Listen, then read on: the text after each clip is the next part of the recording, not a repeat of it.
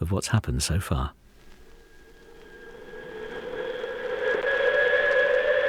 The BBC presents Jet Morgan in Journey into Space.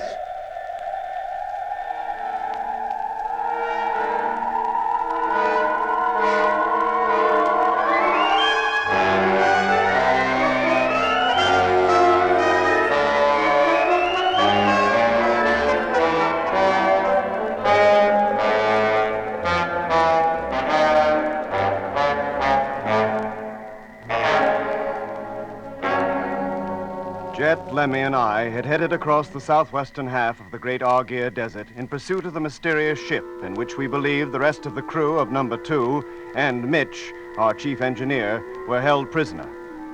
Then we came across what appeared to be a derelict sheep farm in the heart of the desert. But the animals in its pens were not sheep.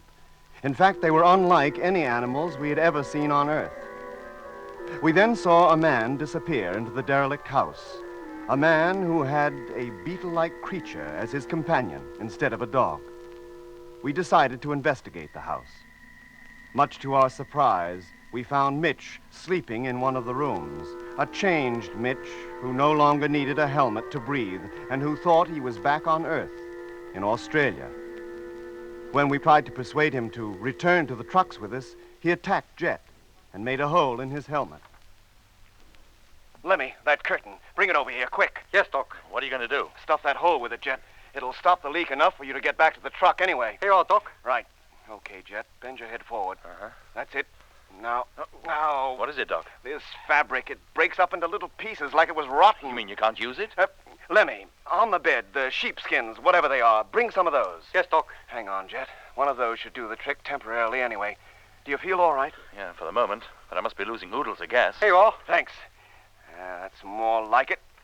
There. Thanks, Doc. Now you look like the Sheik of Araby. Now, let's get out of here, quick. There, in the room along the end of the passage. Hey, wait a minute. There's somebody coming.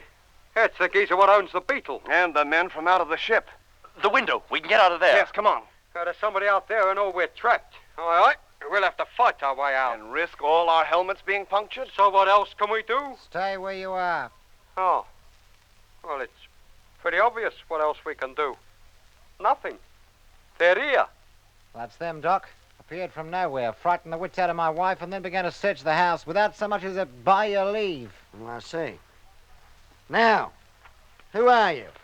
We might well ask you that. That's easily answered. I'm the flying doctor in this part of the territory. I received a report that there was a man here suffering from overexposure to the sun. I came to pick him up. If I may say so, Doctor, he's not suffering from overexposure to the sun. Who are you? My name's Matthews, Dr. Matthews. A doctor of medicine? Yes. And of space medicine in particular. Of what?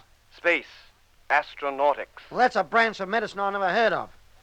What are you doing here? Where did you come from? We came looking for our chief engineer, Stephen Mitchell. The man you say has had an overdose of the sun, but, well, he was fit enough when he left us. Have you ever seen these men before? Not that I remember. Mitch, what do you remember? How did you get here? That's a funny thing. I don't remember that either. Everything that happened before today seems vague and uncertain. In your condition, what else do you expect? The sooner I get you into bed and under proper medical care, the better. Sorry to disagree with you again, Doctor, but that's not the reason. Yesterday, he was one of us, and like us, he couldn't even walk around on this planet without a spacesuit. Now look at him. A spacesuit? Is that what those get-ups you have on are supposed to be? And where are you supposed to be from? From Earth? Earth, eh? What are you laughing at? Had you said Mars or Venus or some other planet, I wouldn't have had any reason to laugh. Well, this happens to be the Earth. And as for your being creatures from another planet, you don't look any different from the rest of us. Now, if this is a joke, it's gone far enough. Who are you and what are you doing here? Frightening the life out of peaceful folk. Earth, is it? And I suppose the next thing you'll be saying is that those weird creatures outside are sheep, and that beetle sitting there is a dog. And to you, too. If they're not sheep, and that's not a dog, then I've been living under an illusion for years. Now, listen to me carefully. I'm going to shut you in this room while I think about what I'm going to do with you. I shall post one of my attendants outside the door and another outside the window. I shall give them orders to yell if you make any move to escape. And if you do, I shall not restrain Mr. John Bodie here from using his rifle. Is that clear? Look, you can't keep us here. Captain Morgan's helmet is punctured. His oxygen is escaping. Then tell him to take that goldfish bowl off his head and behave like a normal human being. He can't, I tell you. The oxygen in the atmosphere is far too low for us to breathe. Is it? Well, maybe that's an illusion you're living under. Now, come on, John. And you, sir.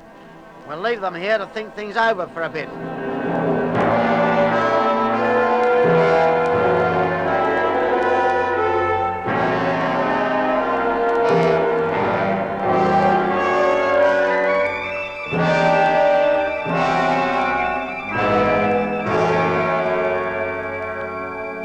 Well, who's crazy?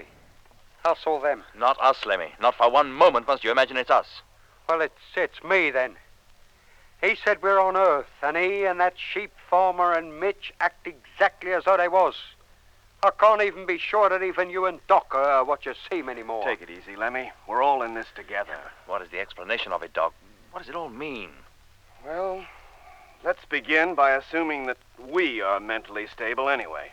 All right, let's assume that. Well, in that case, it must be the others who are unbalanced in some way, not us. Now, look at this place.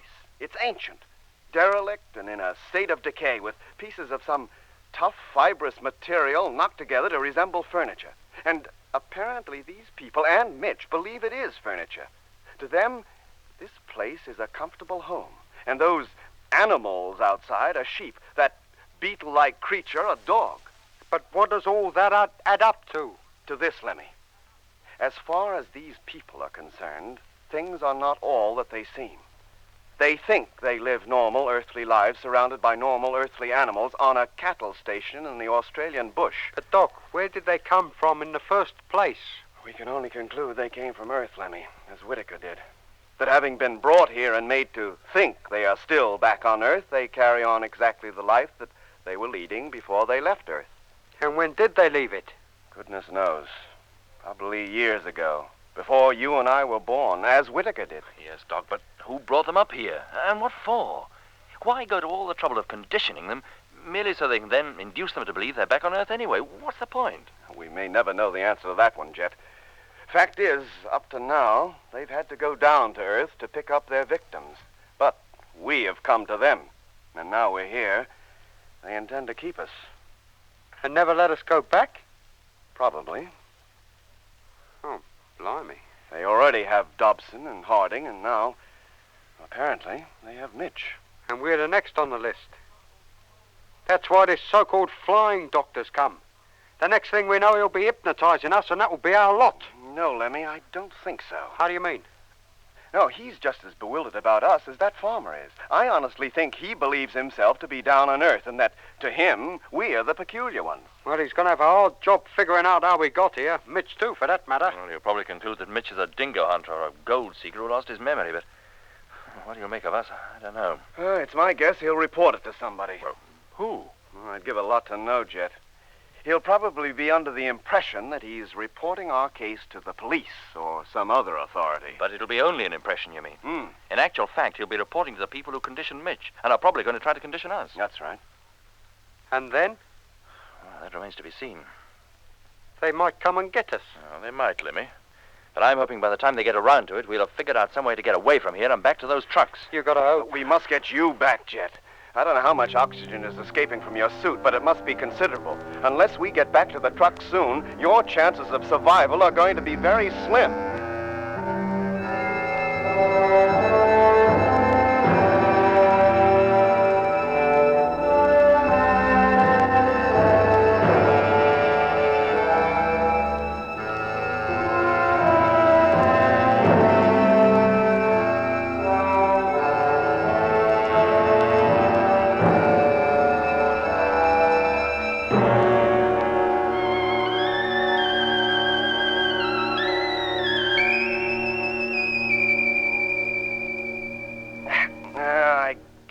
Seal it any tighter, Jet. The only hope is to get you back to the trucks. Yes, Jet, guard or no guards, we've got to get you out of here. If only we knew what they intended to do with us, we might work out some plan of escape. Well, why wait? Let's get to work now. Hey, Lemmy, where are you going? Only to the door. Oh, he's still there. He was so quiet I thought maybe he might have got fed up and scarpered. Hey, you! Hey! I'm talking to you! Orders are that you stay in that room. You are not to leave it until told. Hey, Jet, Doc. What is it? That guard out there, it's Dobson, one of the crew of number 2. Dobson? If it ain't, then I'm a Martian. Are you sure, Lemmy? I tell you, Doc, I'd know that figure anywhere, the way he stands, the way he holds himself. If it is him, he might answer to his name. Oh, we're supposing he remembers he ever had a name. Dobson? Dobson, do you hear me? This is Jet. Jet Morgan of the Discovery, captain of the Mars fleet. Don't you know me? Return to the room and close the door. Oh, maybe I was wrong. That might look like Dobson, but it don't sound like him. McLean didn't sound like himself either. In fact, he sounded very much as Dobson does now. Yeah. That same dull, expressionless voice, just like Whitaker had. Orders are that you do not leave that room. Return to it immediately. If you ask me, Jet, he's in much the same condition as McLean was. In a deep, hypnotic sleep. Not even in control of his own actions. And he doesn't want us to be in control of ours either, by the sound of things. Go back into that room and close the door. Dobson, don't you understand? I'm Jet. This is Doc, and this is Lemmy. Unless you return at once, I shall raise the alarm. Close the door, Jet. This isn't getting us anywhere. Well, if that is Dobson, he seems incapable of understanding what I'm talking about. The only things he seems to be conscious of are the last orders he was given by that flying doctor. Here, Doc. You managed to get some sort of control over McLean. Couldn't you do the same with him out there? I might, Lemmy, if I had him in the ship or even in the living quarters of the caravan. Why is it that Dobson is like McLean, and yet Mitch and that farmer and his wife appear to behave like normal people? Say, now, listen, wait a minute. Yes, Lemmy? If Doc and me rush out of this door and down the passage, I think we could overpower Dobson. And then while we hold him down, you could make a run for it. Maybe, Lemmy, but Dobson's bound to start yelling for help, or at least to give the alarm that we're trying to break out. Well, what does that matter, so long as Jet gets back to the trucks? And if he doesn't get there soon, he's never going to make it. Yeah, it might be worth the risk. No, Doc, no. The others are bound to come running in. But you'd be well on your way by then, and that's the important thing. Once you're away, Doc and I would have a better chance of making a break later. Yes, Jet. It's stupid for you to remain here while there's the slightest chance of your making an escape. Suppose they decide to keep us here all night and all tomorrow as well. Our suit cylinders carry only 2 days' supply of oxygen, and you must have used at least half of yours in the last 2 or 3 hours. Yeah, but how can you expect me to go running off to safety and leave you and Lemmy here to face the music alone? Because with both our suits still intact, we got a much better chance of survival than you have. If you stay here, you got no chance at all. Come on, Jet. Let's give it a try at least. Now, what do we do, Lemmy? I'll tell you. We fling open the door, Yeah. run down the passage, and jump on him before he realizes what's happening. Uh-huh. You can bet your life that as soon as the other bloke guarding the window hears all the commotion, he'll come running over here to see what it's all about. Then Jet hops out the window, makes his way over the sand dunes to the trucks, and Bob's your uncle. All right. And if I make it, I'll call up Frank and get him to head this way with all Never the... mind what you intend to do when you get there, mate. Get there first. All right, Lemmy, all right. All right, that's settled then. Now get over to the window and watch the other guard, who, I'll lay 10 to 1, is holding. Yeah, more than likely. Okay, let's go. We'll open the door wide, Lemmy, but keep close to the wall and out of sight. Right. With any luck, Dobson will be coming walking down the passage to see what's going on. I gotcha. As soon as he gets close enough, I'll signal. Right. Then you go for his legs. If he doesn't begin to yell, then you yell for him. Good idea. Make all the row you can. Okay, Doc, now you all set, Jet. Yeah, Lemmy. And let's open the door for the start. No, I'll do that, Lemmy. You get up against the wall, and I'll... Oh. All right, gentlemen. On your feet. You're coming with us. Oh, let's put pay to that little idea, isn't it? Come along. We're taking off almost immediately. Where to? Our orders are to take you with us, and orders must be obeyed without Not question at all times. Blimey, he's at it now. Where's Mitchell? What have you done with him? He's already on his way out to the plane. Plane? That thing out there is the funniest plane I've ever seen. Now, come along. We have no desire to harm you, but if you're troublesome, remember that Mr. Bodie is walking just behind you and that he's carrying his gun. Isn't that so, Mr. Bodie? Yes, Doc. Now, away you go. My 2 attendants will walk either side of you, and Mr. Bodie and I will walk behind you, as far as the plane anyway. Now, get going.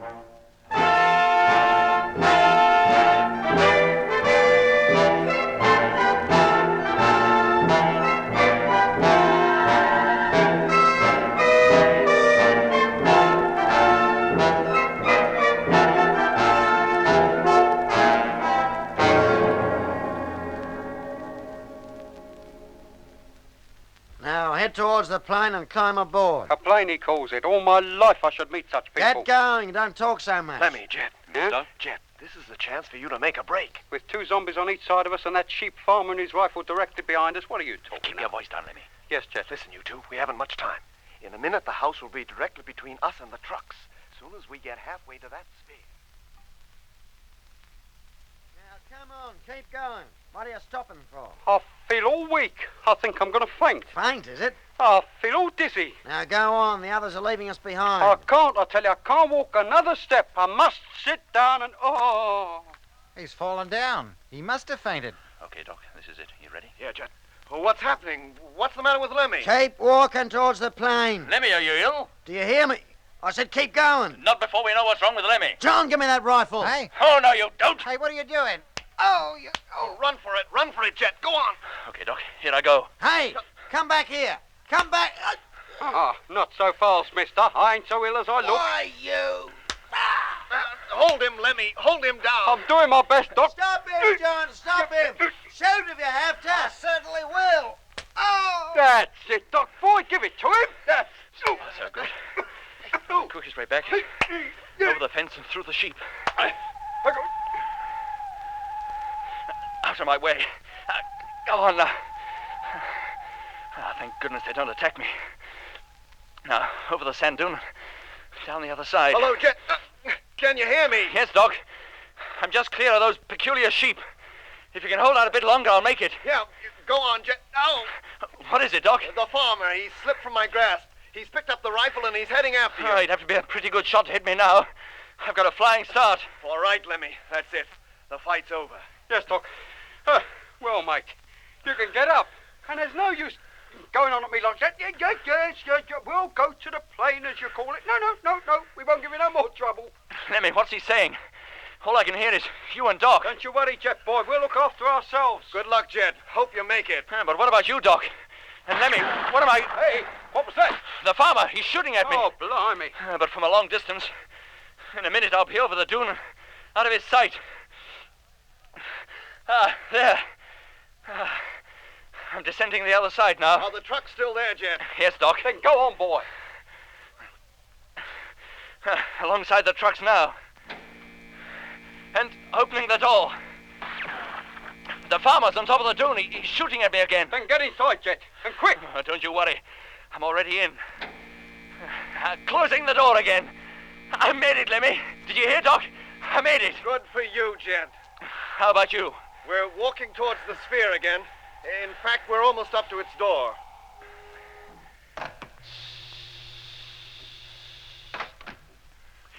Well, I'm in the driving cabin now. Removing my helmet. There. How far are you from the ship now? Almost up to it, Jet. Try and stall them. I'm going to drive over there. Then you'd better hurry up, mate. They're just pushing us through the doors now. I'm just mounting the dune. I'll be up on the ridge in just a few seconds. Lemmy, did you hear me? Lemmy, answer me. I'm at the top now and I can see the ship. Good grief. It's taking off.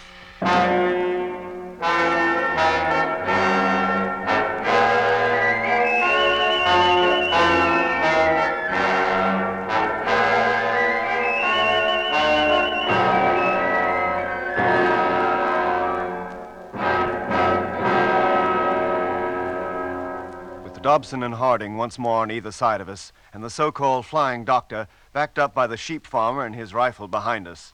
There was no longer any opportunity for Lemmy and I to escape. But at least Jet, with his punctured helmet, had reached the safety of the caravan, and for the time being, at any rate, his life was saved. Meanwhile, Lemmy and I had no choice but to enter the large sphere as ordered by the flying doctor. Although the craft was spherical in shape outside, it was cylindrically shaped inside, with circular walls and flat roof and ceiling. Joining the center of the floor and ceiling was a large pillar, about 4 feet in diameter. Once the entrance to the ship had been sealed, Dobson and Harding seated themselves at the control table and began to manipulate various levers.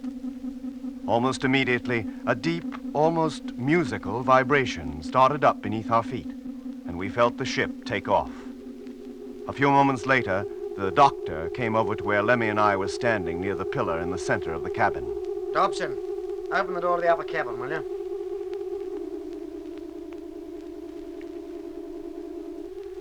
Now, Dr. Matthews, if you'll kindly climb up the ladder, I think you'll find the upper cabin much more to your liking.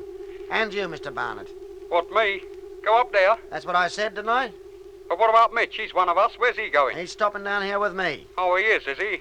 Well, I expect he'll have something to say about that. About what? Mitch, this bloke is trying to separate us, to get Doc and me to go to another part of the ship while he keeps you down here. What's wrong with that? Do you think I want to travel in the upper cabin alone with a couple of crazy loons like you? Mitch, boy, I'm Lemmy. This is Doc. Your old crewmates of the Discovery. Of Luna. I never clapped eyes on either of you before. You never... Now listen, Mitch. Doc, Jet and me risked our lives trying to find you. I tell you, I don't know what you're talking about. Doc, you talk to him. Oh, there's no point, Lemmy. You'd better go up, as the doctor here says. Very well, if you say so. When you get up, you can take your helmets off. There's enough oxygen up there for unconditioned personnel like yourselves to breathe. Unconditioned? And hurry up. I have to close this door before I can open the other. That's it. Thank you.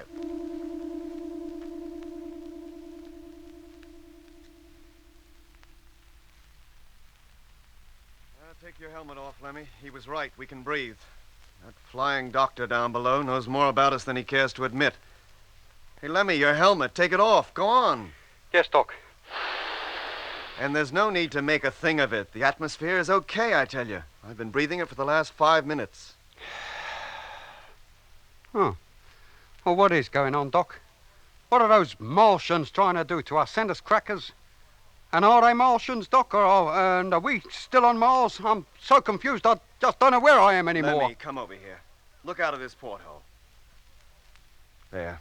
Look at that landscape. At the pink desert down there. Did you ever see anything like that down on Earth? No, Doc. Of course you didn't. Because we're not on Earth. This is Mars, all right. But that farmer and his wife, they seem to think they were back on Earth. And so did Mitch. Now, why, Doc? What does it all mean? Somehow, someone has been traveling between here and Earth and picking up human beings from all parts of its surface and bringing them here. And on the way back, they've been conditioned so that it's not only possible for them to live in the Martian atmosphere, but for them to believe they're still living normal lives back on Earth. I see what you mean. There are even animals here for them to raise. Oh, they're not sheep, but they think they are. They even think another type of Martian animal is a dog. Then what about that flying doctor down below? What is he? He seems to know what's going on all right. Why else would he put us in this special oxygenized chamber? Hey, and why does this ship carry a special oxygenized chamber suitable for Earthmen like ourselves to live in? Yeah, that's a point. Yeah. Do you think this is one of the Martian ships that goes to Earth to pick up victims? Oh, I doubt it, Lemmy. It hardly seems big enough for that. Well, unless it were carried in a bigger ship, which waited above the Earth while this one and others like it made the descent down to the surface. Hey, Doc, look down there. What? We seem to have left the desert behind. We're flying over greeny brown country now. Yes. We've been traveling in a northwesterly direction. So this must be the Erythrium. The what? The dark region south of the Argyre Desert. Oh, yeah. Hey, look, there are buildings down there. What? Yes, Doc, like a couple of square boxes. Yes, Lemmy, and there's another one over there, and another. And the ground, it's cultivated. Cultivated? Yes. And those box-like buildings must be the homes of the people who look after it. Earthmen, you mean? Brought here from Earth and put to work as farmers. If there are thousands of Earthmen and women up here, as I think they are, then they have to have food. Somebody has to grow food for them and probably for their masters, too. Yeah. Oh, they seem to have things pretty well organized up here, don't they? Hey, look. There's another canal down there, directly below us. Yes. We seem to be following its course. Where does it lead to? And when they get us there, what do you think they'll do to us? I can't imagine. Well, they'll never make a farmer out of me. I know that. I don't doubt it, Lemmy. Doc, why haven't they conditioned us? Like they have Mitch. Well, they did try to condition you, Lemmy, twice. Yeah, but why not you? Well, maybe because I'm not a good subject. At the medical college, even the director of the Department of Hypnotic Medicine failed to put me to sleep. I just didn't react. Go on. Yeah. Hey, what would happen if you were back on Earth and you had to have an operation then? Well, they'd have to use anesthetics. I've heard of people like that, Doc, but I didn't realize you were one. Well, yes, I am. And that's probably why, of all of us, I'm the only one that's not been affected by orange lights or sleep-inducing sounds. Then from now on, I'll stick close to you. And then if I start hearing that weird noise, you can help me. Hey, Doc, listen. Huh? Am I imagining things, or do I hear it now? Yes, Lemmy. You do. And so do I. Oh, blimey, Doc. They're at it again. Now, mate. Lemmy, keep calm. Tell yourself that whatever happens, you will not go to sleep. Yes, Doc. Whatever happens, I will not go to sleep. Whatever happens, I will not go to sleep. Whatever happens, I will not go... Lemmy, walk up and down. Stay on your feet and keep moving. Yeah. Yes, Doc. Yeah. What are you doing? To keep you awake, Lemmy. Now, don't go to sleep. It's all right for you, Doc. It doesn't seem to affect you. And I'm going to see that it doesn't affect you either. Now, come on, start walking. Come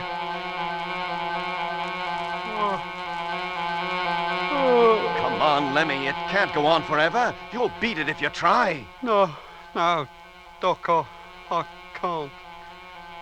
I've got to go to sleep. No, Lemmy, no. Do you hear me? No. Get up. Come on. Oh, Doc, have a heart. That's more like it. Now, start walking again. But I get giddy walking around and round this Come place. on.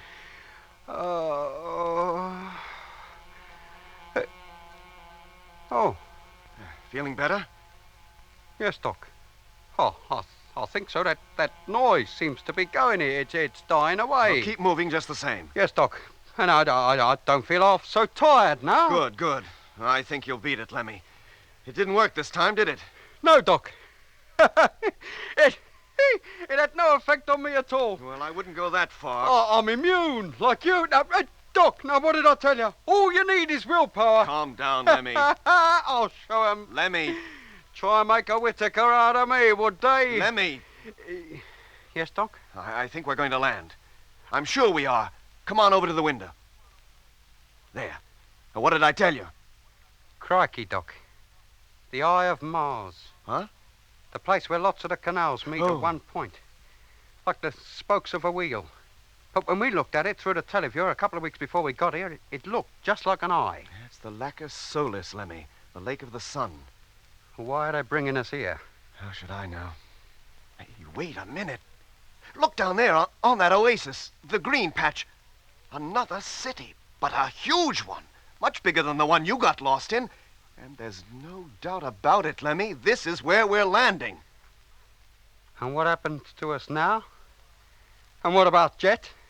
Stuck back there by that farmhouse with only a Whitaker McLean for company? I don't know, Lemmy. We can only wait and see.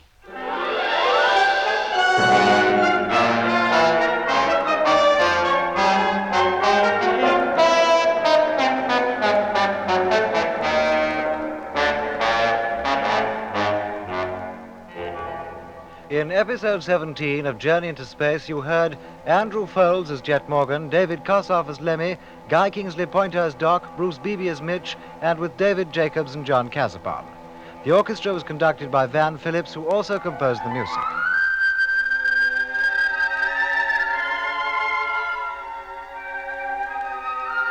Journey into Space is written by Charles Chilton and produced by him in the London studios of the BBC.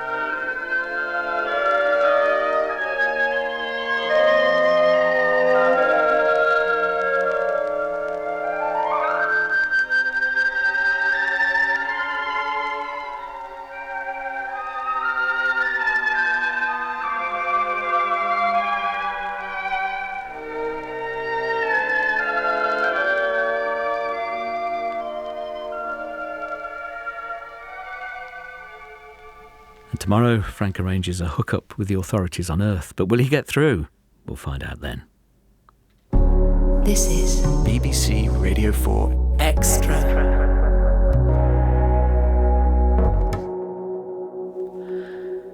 Andrea Levy sadly died of cancer, aged 62, in February. This week, in her memory, we present a series, first broadcast in 2010, in which Andrea presented 10 anthologies of short pieces for radio.